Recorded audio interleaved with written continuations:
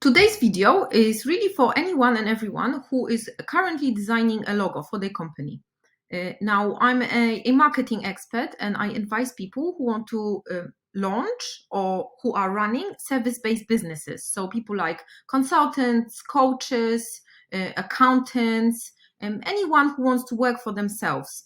And a lot of those people, when they start up, they're really overthinking the logo thing, okay? It doesn't have to be difficult, and it doesn't even have to be the most expensive thing, but because it is a base of your brand, it's not branding, it's a base of your brand, it is worth to invest a little bit of time and money into it. So I've got a list of things that a logo really needs to be. And the first one, number one, is your logo needs to be scalable. Now, to ensure your logo is scalable, the graphic needs to be a vector graphic.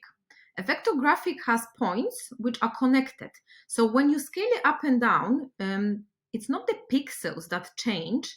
The computer is just recalculating where these points sit. So ultimately, whatever size, your logo remains high quality, high resolution, okay? There's no loss of quality ever. It also allows for your logo to be printed on t-shirts, carved in different materials. I don't know, wood, plexiglass, when you want to have like a banner with your logo or something, it has to be vector graphic. That's what your printers will be asking for. Now, to ensure your logo is a vector graphic, you may want to look at the end of the file you receive. It should be .ai, .svg, or .eps. Those are the formats that will hold a vector well. The other aspect of the logo that is very important is for your logo to have a meaning, okay? It needs to aim at sending the right message to your audience. And in order to give logo a meaning, that message needs to be resonating throughout it, okay? This is why, designers who are less experienced fail to do it. If you think of a Mac logo, the apple with the bit taken out, I don't know if you're aware of the story. It's supposed to be an apple of tree of knowledge. So the meaning is there, but not everybody knows it, and that's okay. If you were a builder and you're creating a logo, you don't have to literally show a little man with, with a hammer showing that you're a builder. It can be more abstract, and the meaning of it doesn't have to be obvious. It can be hidden away, if you like, or subconscious somehow, but you just need to make sure that whoever is designing that logo knows what that meaning is and what they're trying to do and communicate to the audience who will be looking at this logo. So it also needs to be meaningful as well as scalable. It would really, really be great if it was also memorable. Now, this could be tricky if you go for a platform like Fiverr. It's a freelancing platform where designers promise to create a logo for $5. First of all, it's unlikely it will be a vector graphic. And second of all, it's unlikely that it will be memorable because they'll probably get it from like a stock library of different, pictograms. And it won't be unique to your company, and it will certainly not be that memorable. A memorable logo is a logo that is unique to your company and to the message that you're trying to send.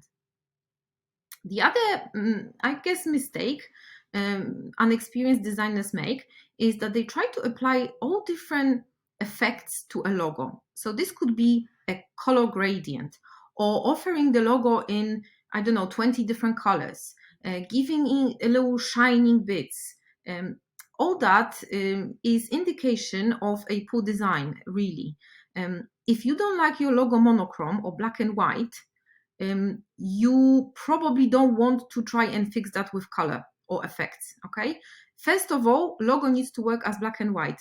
Just in case somebody who wants to print a document with your logo on it, let's imagine they don't have a color cartridge, they will print it black and white. It needs to still look good, there will be different applications and different places where your logo will appear, and adding, busy backgrounds, smoke behind it, illustrations and effects is really not going to help you at all. It's going to make printing very expensive if not impossible. So the logo needs to be scalable. It needs to have a meaning. It needs to be memorable. And it needs to work as monochrome. And you have to avoid circling your logo. Inexperienced designers who struggle to build a logo that works on its own try to add a little circle around it. Now, it just shows that they're struggling to make your logo work. I don't know how many big companies who have a great logo you've seen that included a circle around the logo. I can tell you now, not many. There is an issue with uploading that logo to social media as well, because it's difficult to fit that little circular frame into that circle of the profile picture. So if you see the designer trying to contain your logo within a circle, that's a big no-no. And finally, something which a lot of people ask about: should your logo include the name of the company? And the answer is yes, it should, but you need your logo in both versions, one with the name of the company and one without it. Because, of course, on your social media, for example, all you will be uploading is the emblem, is the actual sign or mark. You don't need the whole name, because name is already showing on your profile. So just to recap: number one, logo needs to be scalable, vector-based. Logo needs to be meaningful, memorable. It needs to work in black and white. I would avoid the circle and make sure that you have two versions. One is an emblem and one is a logo with the name of your company. I hope I helped. I welcome all the comments you have underneath the post.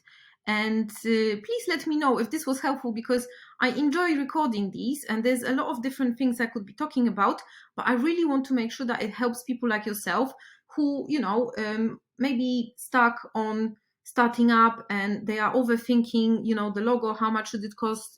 I would say you want to invest a couple of £100 or dollars minimum.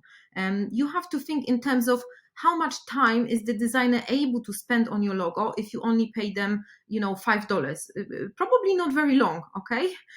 So if you want to get a great logo, make that investment. And I promise you that with that strong foundation, your whole branding will be an easier job, will cost you less, and it will be more effective for your company.